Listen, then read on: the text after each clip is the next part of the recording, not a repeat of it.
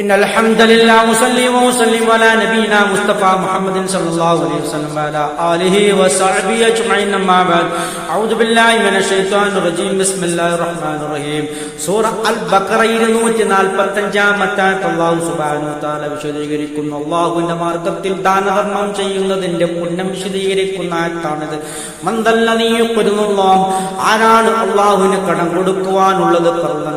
ഏറ്റവും ഉന്നതമായ കടം കൊടുക്കുവാൻ ആരുണ്ട് എന്ന് അല്ലാഹു സുബ്ഹാനഹു വ തആല ചോദിക്കുകയാണ്. എന്താണ് ഈ പറഞ്ഞതിന്റെ പൊരുൾ?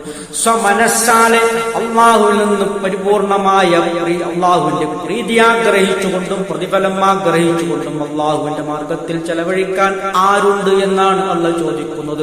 അതിനെ ഒരു കടത്തോട് ഉപമിച്ചുകൊണ്ട് അല്ലാഹു ചോദിക്കുകയാണ്, മന്ദല്ലദീ യുഖ്രിദുല്ലാഹ ഖർദൻ ഹസൻ, അല്ലാഹുവിന് ഏറ്റവും നല്ല കടം കൊടുക്കുവാൻ ആരുണ്ട്?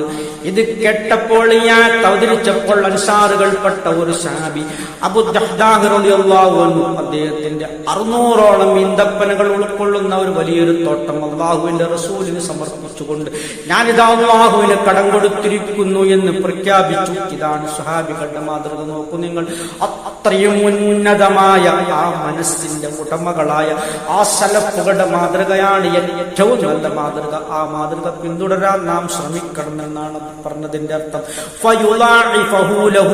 അപ്പോൾ അവനക്ക് വേണ്ടി അതിനെ ഇരട്ടിയാക്കുന്നതാണ്. ഒരുപാട് ഇരട്ടികളാക്കി അല്ലാഹു അതിനെ വളർത്തിക്കൊണ്ടുവരും. അല്ലാഹു നിശ്ചയമായും അല്ലാഹു അവൻ പിടിക്കുന്നു, അതായത് ചുരുക്കുന്നു, അവൻ വിശാലമാക്കുന്നു, അവനിലേക്കാണ് കാര്യങ്ങളെല്ലാം അടക്കപ്പെടുന്നത്.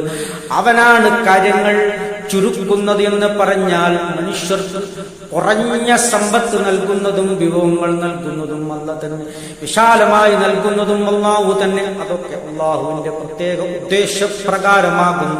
അത് ചില പരീക്ഷണങ്ങളുമായി ബന്ധപ്പെട്ടാകുന്നു. അത് ഏതാണ് നമുക്ക് നല്ലത്, ഏതാണ് നമുക്ക് ചീത്ത എന്ന് നമുക്കറിയില്ല. പക്ഷെ അല്ലാഹുവിനറിയാം.